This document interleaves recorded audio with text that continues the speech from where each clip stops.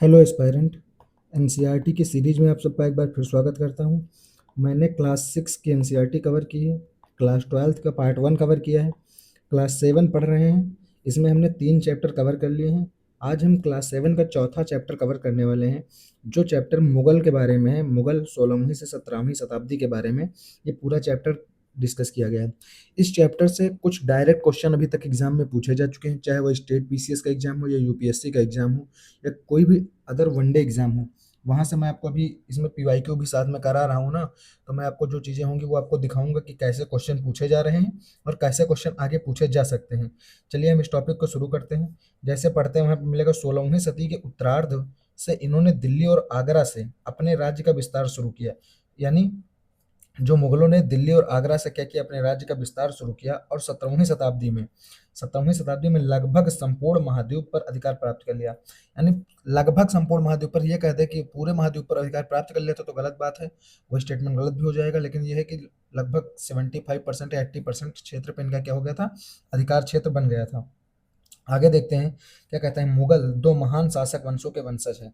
इनके दो महान शासक वंशों के वंशज हैं। माता की ओर से वो क्या है, माता की ओर से वे मंगोल हैं। तो माता की ओर से वे क्या है, मंगोल हैं।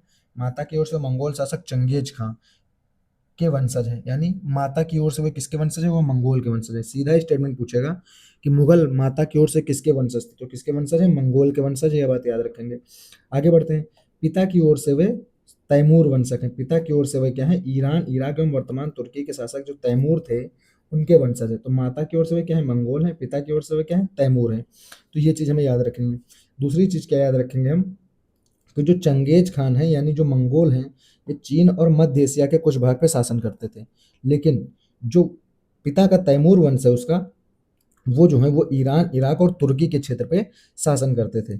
फिर क्या कहता है, परंतु जो मुगल हैं ये खुद को मंगोल कहलवाना पसंद नहीं करते थे। यानी ये माता की ओर का जो वंश था, माता की ओर के जो मंगोल वंश से थे, तो उसको लेकर के ये क्या करते थे, वो चीज़ नहीं चाहते थे कि हमें मंगोल कहा जाए।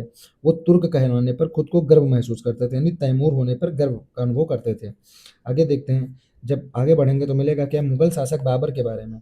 तो जो बाबर के बारे में है, क्या बताया गया कि बाबर का शासन पीरियड क्या रहा है, 1526 से 1530। सीधा क्वेश्चन, बाबर का शासन पीरियड 1526 से 1530। अगला क्वेश्चन क्या पूछा जा सकता है कि बाबर ने फरगना राज्य पर उत्तराधिकार कब प्राप्त किया। तो 1494 ईस्वी में उसने क्या करता है, फरगना पर उत्तराधिकार प्राप्त करता है। तो फरगना पर शासन कब करता है, 1494 ईस्वी में। फिर क्या कहता है, जब उसकी उम्र केवल 12 वर्ष की थी। यानी जब बाबर बाबर कितने वर्ष की आयु में फरगना का उत्तराधिकारी बनता है, ये क्वेश्चन पूछा जा सकता है। तो उसकी आयु क्या है, 12 वर्ष है। क्योंकि एक ऐसा क्वेश्चन पूछा गया यूपी पीसीएस 2024, हाँ 24 में क्वेश्चन क्या पूछा जाता है कि जो अशोक है, अशोक ने कलिंग पर आक्रमण अपने शासन के कितने वर्ष बाद किया। तो एनसीईआरटी में एक बॉक्स ऐसे बना था यहाँ पे, वहां पे लिखा था कि शासन के 8वें वर्ष वो क्या करता है, ऐसा कोई चीज थी, 8वें 12वें जो भी हो। तो मैं क्या समझाना चाह रहा हूँ आपको, एक चीज समझाना चाह रहा हूँ कि कैसा क्वेश्चन पूछ रहे हैं। तो एक क्वेश्चन ऐसे ही पूछ सकते हैं कि जब बाबर फरगना का उत्तराधिकारी बनता है तो उसकी आयु कितनी थी। तो फरगना उसकी आयु थी 12 वर्ष।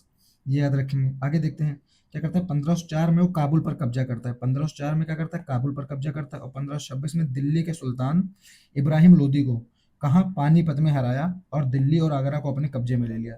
तो इब्राहिम लोदी को हरा करके क्या करता है, पानीपत में हराता है। कब इसको हराता है, इब्राहिम लोदी को। अब इब्राहिम लोदी को हरा देता है तो क्या करता है, वो यहाँ का शासक बन जाता है।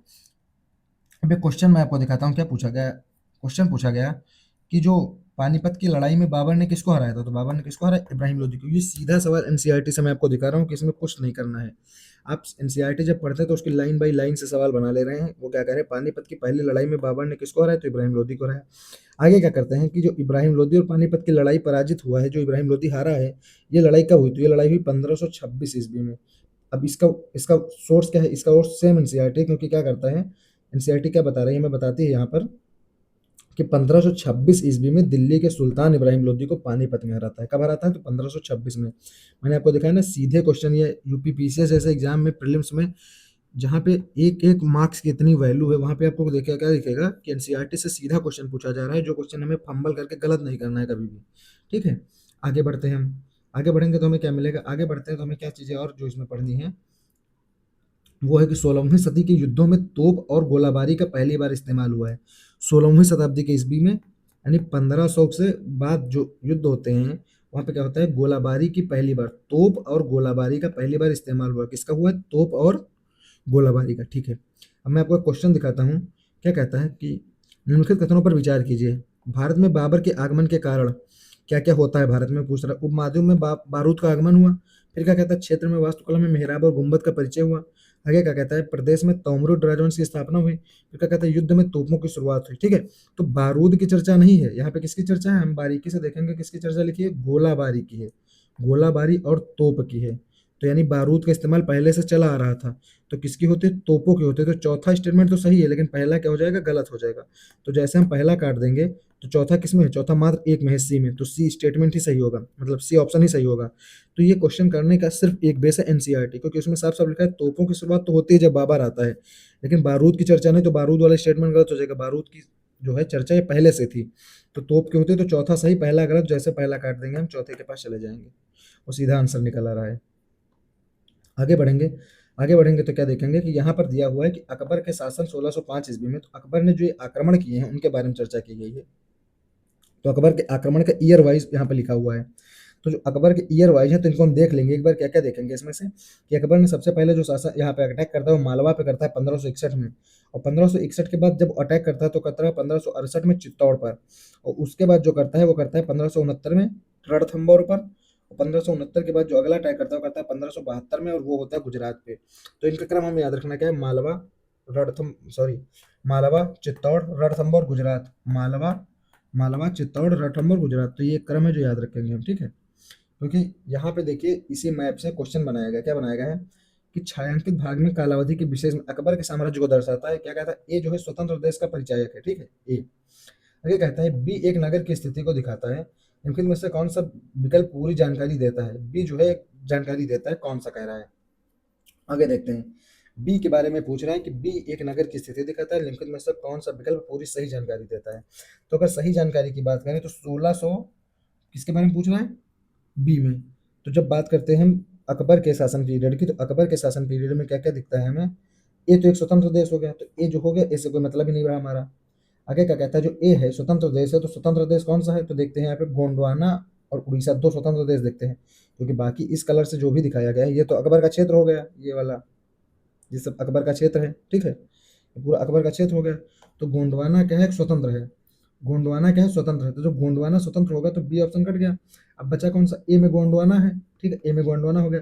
अब बी की बात कर रहे हैं तो बी में क्या है भैया, बी की चर्चा करें तो बी में क्या दिखा रहा है, बी लाहौर को दिखा रहा है। तो ऊपर कौन सा है, लाहौर है। मुल्तान की चर्चा है और मुल्तान तो दिख नहीं रहा मैप में, तो मैप में क्या स्थान है, लाहौर है, तो लाहौर बी में हो जाएगा, तो बी का लाहौर हो जाएगा। ए में क्या है, गोंडवाना है, तो ए गोलकुंडा है, तो गलत हो गया। अब इसमें दोनों में है, क्या है इसमें, एक में गोंडवाना है यानी सी में गोंडवाना है और डी में गोंडवाना है, लेकिन लाहौर किस में दिया हुआ है, लाहौर दिया हुआ है सिर्फ डी में। तो कौन सा ऑप्शन सही हो जाएगा, डी में। तो 1605 ईस्वी में अकबर का शासन, ए जो है गोंडवाना उसके समय का स्वतंत्र है, और बी क्या है, लाहौर पे उसका शासन है। तो ये लाहौर है यहाँ पे, सॉरी ये लोग है लाहौर।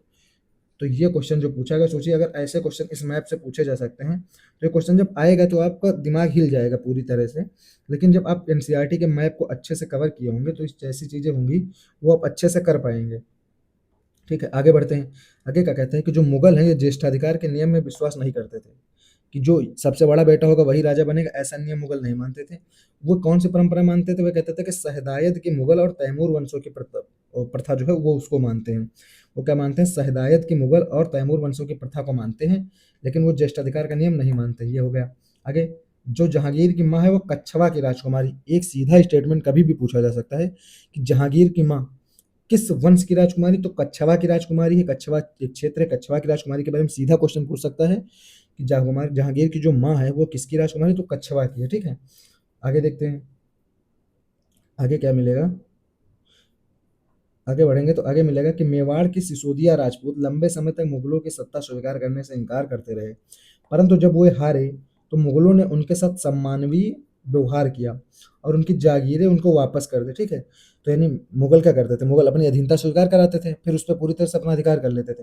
लेकिन जो मेवाड़ का ये सिसोदिया राजपूत है इन्होंने पहले तो बात अधीनता नहीं मानी जल्दी, पर जब ये हार गए उनको अधीनता माननी पड़ी, तो इनके साथ जो और वो मुगल है, मुगलों ने क्या किया, सम्मानजनक व्यवहार किया। और उन्होंने क्या किया, उन्होंने इनकी जागीरें और इनके वेतन जो है इनको वापस लौटा दिया। बोला आप ऐसे ही रहते हैं, आप ऐसे ही शासन करते रहो अपना, बस अधीनता स्वीकार करनी। आगे कुछ चीज़ें दिखाता हूँ कि मनसबदार और जागीरदार के बारे में क्या कहा गया है। कहा गया है शुरू-शुरू में ज़्यादा सरदार या तुर्की ज़्यादा शुरू-शुरू में जो इनकी पूरी एक प्रशासनिक व्यवस्था थी उसमें जो पद थे उसमें ज़्यादातर लोग कौन से थे? ज़्यादातर लोग थे सरदार थे, तुर्की या यूनानी थे। आगे कहता है लेकिन अब इस छोटे समूह के साथ-साथ उन्होंने शासक वर्ग में यानी जो उसकी पूरी एक मिनिस्ट्री होती है उसमें क्या था? उसमें ईरानी, भारतीय मुसलमान और अफ़गान और राजपूत और मराठा इन सबको क्या कर लिया गया? शामिल करते गए हैं। यानी मुगल जब शुरू-शुरू में शासन करने आए थे तो उन्होंने सबसे ज़्यादा किसको रखा? सबसे ज़्यादा तुर्की जो सरदार थे उन्हीं की भर्ती होती थी। लेकिन उसके बाद क्या हुआ? भारतीय मुसलमानों को भी रखा, अफ़गानों को भी रखा, राजपूतों को भी रखा, मराठों को भी रखा। ये हो गया।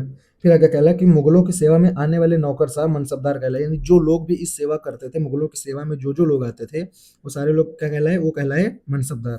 फिर क्या कहता है, जो मनसबदार है, जिन्हें कोई मनसब यानी कोई सरकारी हैसियत अथवा पद मिलता था, जो मनसबदार होता था, उसको क्या दिया जाता था? एक पद दिया जाता था, उसके साथ में उसे वेतन दिया जाता था, साथ में सैन्य उत्तरदायित्व दिए जाते थे। क्या कहते हैं कि पद और वेतन का निर्धारण जात की संख्या पर निर्भर था। किस पे निर्भर था? जात की संख्या पर। तो जात के आगे बताता हूँ आपको कि जो वेतन एवं जात की संख्या पर निर्भर है, क्या निर्भर है?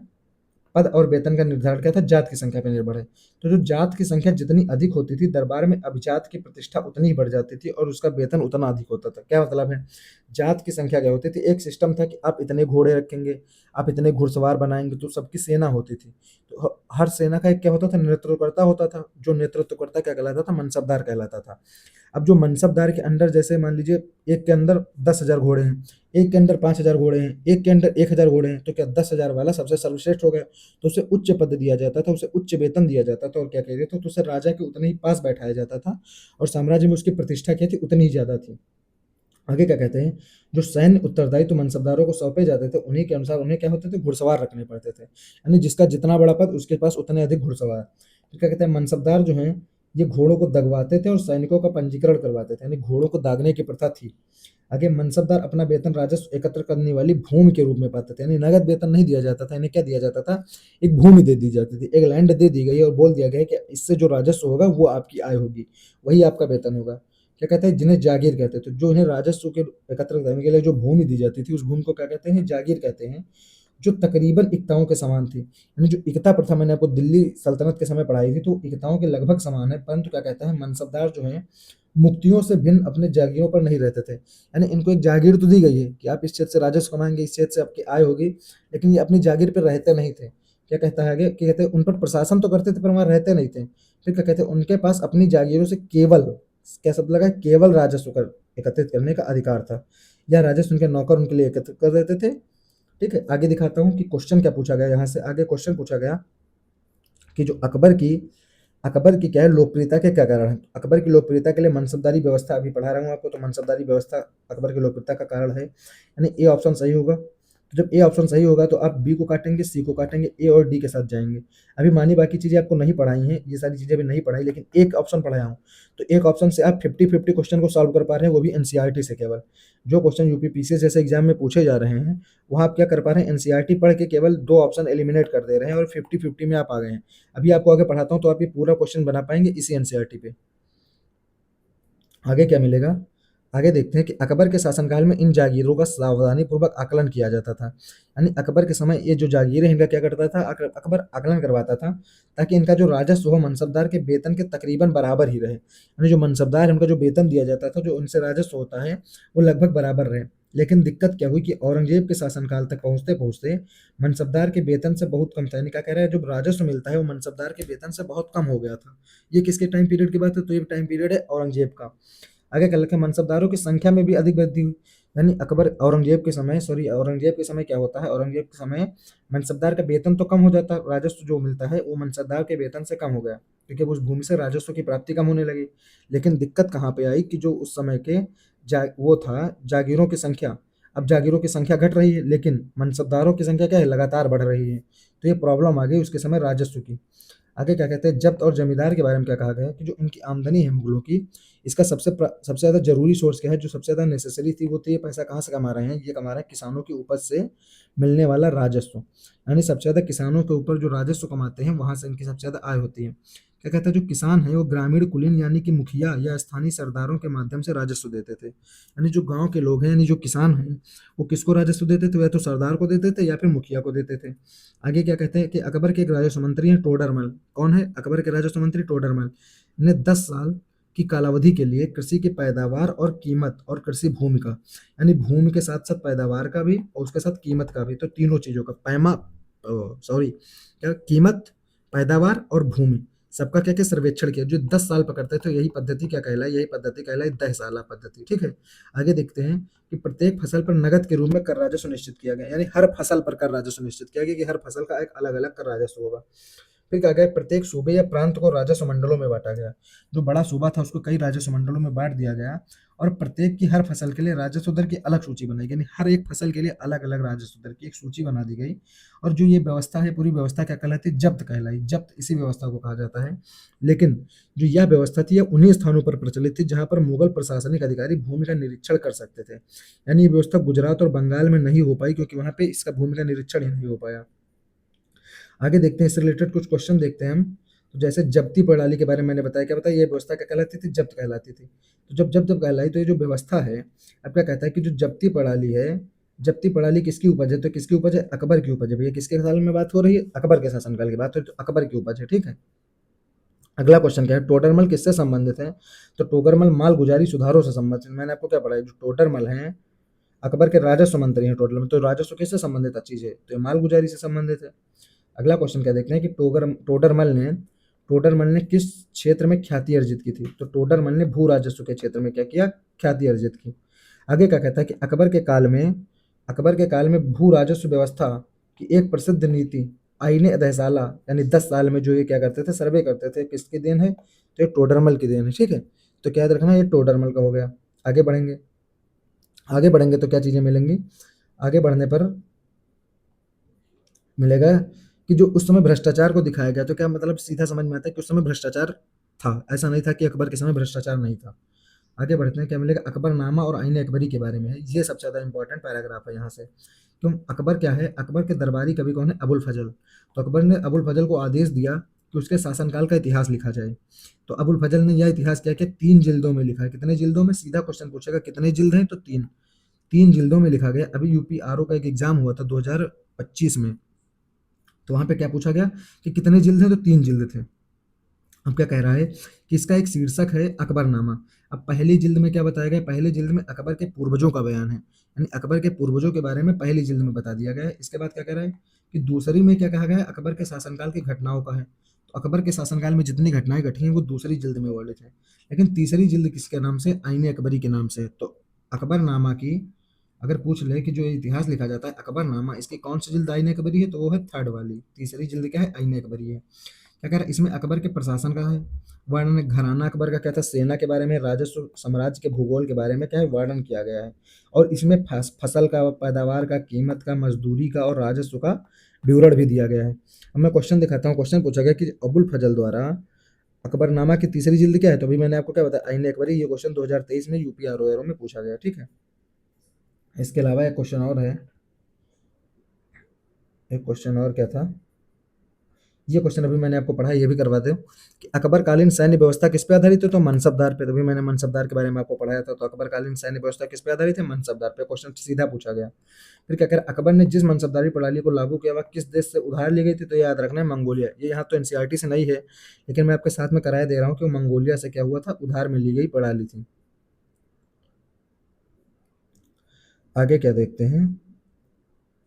ये देखिए आईने अकबरी के बारे में क्या कहता है कि आईने अकबरी किसके द्वारा लिखी गई? तो आईने अकबरी किसके द्वारा लिखी गई? वो लिखी गई अबुल फजल के द्वारा। ये आपको करा दिया हूँ। आगे अबुल फजल द्वारा अकबरनामा पूरा किया गया था। कितने वर्षों में पूरा गया? तो 7 वर्षों में पूरा किया गया। तो क्या दिन का कि जो अबुल फजल द्वारा अकबरनामा लिखा गया वो 7 वर्षों में पूरा किया गया था। ठीक है, ये हो गया। आगे बढ़ते हैं तो क्या मिलता है? मेहरू मेहरुनिसा मेहरुनिसा ने क्या किया? 1611 ईस्वी में जहांगीर से विवाह किया। अगर क्वेश्चन पूछ ले जहांगीर की पत्नी का नाम क्या है? तो मेहरुनिसा किसकी पत्नी है? जहांगीर की पत्नी, ये याद रखेंगे। और उसे नूरजहां का खिताब मिला। तो नूरजहां का उपाधि किसको दी गई थी? तो मेहरुनिसा को दी गई थी, जो कि जहांगीर की क्या है? पत्नी है। आगे नूरजहां के सम्मान में ही जहांगीर ने क्या किया? चांदी के सिक्के जारी करवाए, जिसके एक ओर स्वयं के खिताब उत्कीर्ण थे और दूसरी ओर यह वाक्य है, रानी बेगम नूरजहां के नाम से गढ़ा हुआ है। रानी बेगम नूरजहाँ के नाम से गढ़ा हुआ है, यह वाक्य किसके बारे में है? तो याद रखना है मेरुन्निसा के बारे में है। और किसने उत्कीर्ण करवाया था? तो जहांगीर ने करवाया था। ये दोनों चीज़ें याद रखनी है। आगे बढ़ते हैं। अकबर की जो सुलह-ए-कुल की नीति है, इसके बारे में कुछ क्वेश्चन भी पूछे गए हैं, लेकिन अकबर की सुलह-ए-कुल नीति क्या है? ये कहता है कि सार्वभौमिक शांति है सुलह-ए-कुल के सिद्धांत। यानी सार्वभौमिक शांति यहाँ पे होता क्या था? सभी धर्मों के जो विशेषज्ञ थे वो बैठ करके वार्तालाप करते थे। अकबर ने सभी धर्मों को बराबर का सम्मान दिया और कहा कि सभी धर्मों के विशेषज्ञ बैठ के उसके साथ वार्ता करें। तो सभी धर्मों को क्या कहता था? आगे लिखा था सभी वर्गों और सभी धर्मों के अनुयायियों की एक जगह। आगे दिखाता हूँ क्वेश्चन क्या पूछता है यहाँ से कि सुलह कुल का सिद्धांत किसके द्वारा दिया गया? तो अकबर के द्वारा दिया गया, सीधा क्वेश्चन। फिर अकबर के द्वारा अपनाई गई सुलह कुल की नीति क्या है? तो ये क्या है भैया? यह है राजनीतिक उदारता, धार्मिक सहनशीलता, तो धार्मिक के बारे में है। दूसरा उदारवादी दृष्टिकोण है, ये भी है, तो बी और सी दोनों है, तो क्या हो जाएगा ऊपर? तो सभी इसका उत्तर हो जाएगा। आगे क्या देखेंगे कि सामाजिक असमानताएं थी, यानी मुगल काल में सामाजिक असमानताएं तो थी। फिर कह रहा है राजस्व का भार इतना अधिक था कि प्राथमिक उत्पादकों यानी किसान और शिल्पकार से इतना राजस्व वसूला जाता था कि उनके पास निवेश के लिए धन नहीं बचता था। ठीक है, ये हो गया। इसके अलावा एक दो क्वेश्चन जो छूट गए वो मैं आपको करा देता हूँ। वो कौन कौन से क्वेश्चन है जो छूट गए हैं इसमें से? तो वो क्वेश्चन था अकबर का दीन इलाही।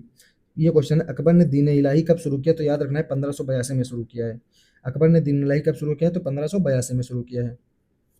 अभी एक ये क्वेश्चन था, तो अकबर के बारे में मैंने आपको क्या पढ़ाया था? मनसबदारी पढ़ाया था, तो हमने दो एलिमिनेट किए, ए और डी बचा। अब अकबर की धार्मिक नीति भी पढ़ाई, तो अकबर की धार्मिक नीति अभी आपको पता नहीं सुलह कुल की नीति है वो कितनी उत्कृष्ट कोटि की है, भू राजस्व व्यवस्था भी कितनी उत्कृष्ट है, तो इसका आंसर क्या हो जाएगा? सारे हो जाएंगे। तो अगर दो भी आप समझ पाए कि सुलह कुल की नीति से धार्मिक नीति उसकी सबसे अच्छी है और मनसबदारी व्यवस्था अच्छी है, ए और बी दोनों है, तो ए और बी इसमें है, ए और बी इसमें है, तो ये दो ऐसे भी कट गए। अब इसके अलावा भू राजस्व व्यवस्था के बारे में मैंने आपको पढ़ा है कि मनसबदारी व्यवस्था चलाता है, जब्ती प्रणाली है, तो वो भी उत्कृष्ट होती है, तो कौन सा हो जाएगा? सारे हो जाएंगे। तो ये चीज हो गई यहाँ से। मैं इस टॉपिक के अगर कुछ क्वेश्चन भी आपको करा दूं, जैसे कौन से क्वेश्चन ऐसे हैं जो पूछे जा सकते हैं आगे एग्जाम में, किसी भी एग्जाम में, तो कौन कौन से क्वेश्चन होंगे जो पूछे जा सकते होंगे? तो उसमें से कुछ क्वेश्चन मैं आपको कराऊं। जैसे क्वेश्चन क्या पूछा जा सकता है? क्वेश्चन पूछा जा सकता है आपके साथ कि बाबर ने अगर क्या स्टेटमेंट बना दे कि जो बाबर है, बाबर ने क्या किया? 1494 ईस्वी में फरगना का उत्तराधिकारी हुआ। किसका? फरगना का। ठीक है, अगला स्टेटमेंट क्या बना देगा? ये तो एक हो गया। दूसरा स्टेटमेंट बनाएगा कि 1526 में पानीपत के युद्ध में बाबर ने किसको हराया? बहलोल लोदी को हराया। ये दूसरा स्टेटमेंट बना दिया, किसको हराया? बहलोल लोदी। और फिर कहते हैं निम्नलिखित में से कौन सा सही है? तो कौन कौन से सही है? तो भैया पहला क्या है? पहला क्या है? सही है, क्योंकि 1494 में क्या बनता है? फरगना का शासक बनता है। आगे क्या कहता है कि 1526 में बहलोल लोदी को रहना है, इब्राहिम लोदी को। दूसरा गलत, तो कौन सा सही हो जाएगा? केवल एक सही हो जाएगा। इसी तरह से एक क्वेश्चन का सेट किया जा सकता है। एक अगला क्वेश्चन बना दे कि इसी टॉपिक से कि अकबर के साम्राज्य में कौन कौन से क्षेत्र शामिल थे? अकबर के साम्राज्य में अगर मैप से क्वेश्चन बनाना हो, उसको जो मैप दिया हुआ था, तो उसमें क्या क्या था? उसमें नाम था गोलकुंडा का, ठीक है, अजमेर था, कश्मीर था, और कौन सा था? लाहौर था, बीजापुर था। तो कौन कौन से क्षेत्र शामिल थे अगर इसमें से बोले, तो इसमें से कौन कौन से क्षेत्र शामिल थे? तो बीजापुर तो नहीं था, तो बीजापुर खत्म हो, कट जाएगा ऑप्शन में। गोलकुंडा, गोलकुंडा भी नहीं था, तो गोलकुंडा और बीजापुर छोड़ के बाकी क्या थे? बाकी उसके पास सारे क्षेत्र शामिल थे, सारे क्षेत्र शामिल थे, तो ये क्वेश्चन एक पूछा जा सकता है। इसके अलावा अगर मनसबदारी के बारे में क्वेश्चन बनाना होगा, इसके बारे में मनसबदारी, तो मनसबदारी के बारे में क्या क्वेश्चन बनाया जाएगा? मनसबदारी के बारे में क्वेश्चन बनाया जाएगा कि यह एक श्रेणी व्यवस्था है, यह एक श्रेणी व्यवस्था है जिसमें पद, वेतन और सैन्य उत्तरदायित्व का निर्धारण किया जाता था। जिसमें सैन्य, वेतन और पद इनका क्या होता था? निर्धारण होता था। आगे क्या कहेगा? अगला स्टेटमेंट बना देगा कि जो मनसबदार हैं इन सैनिकों का पंजीकरण करवाते थे, और जो मनसबदार हैं ये क्या करते हैं? ये घोड़ों को दगवाते थे। तो इसमें कौन सा सही? पहला सही है, बिल्कुल सही। सैन्य का पंजीकरण करवाते थे, बिल्कुल सही है। घोड़े दागते थे, बिल्कुल सही। तो तीनों स्टेटमेंट यहाँ से क्या हो जाएंगे? सही हो जाएंगे। तो ये हो गया। इसके अलावा कुछ क्वेश्चन और कैसे पूछे जा सकते हैं? जैसे पूछा जा सकता है कि अकबर के बारे में एक क्वेश्चन और सेट किया जा सकता है, जैसे कि क्वेश्चन बना ले कि जो उपमहाद्वीप में बारूद का प्रयोग बाबर के आगमन के साथ शुरू हुआ। बाबर के आगमन के साथ क्या हुआ? बारूद का प्रयोग शुरू होता है। फिर क्या कहता है कि इस क्षेत्र में दूसरा स्टेटमेंट कि कला और मेहराब जो है, कला, मेहराब और गुंबद बनाने की शुरुआत होती है। तो कौन सा सही? तो पहला बारूद तो गलत है, मैंने क्या बताया? बारूद का प्रयोग पहले से चला आ रहा था, तो बारूद गलत है, दूसरा स्टेटमेंट सही हो जाएगा। ये इस तरह से क्वेश्चन सेट किया जा सकता है। तो थैंक यू दोस्तों मेरे साथ जुड़ने के लिए। धन्यवाद। जय हिंद, जय भारत।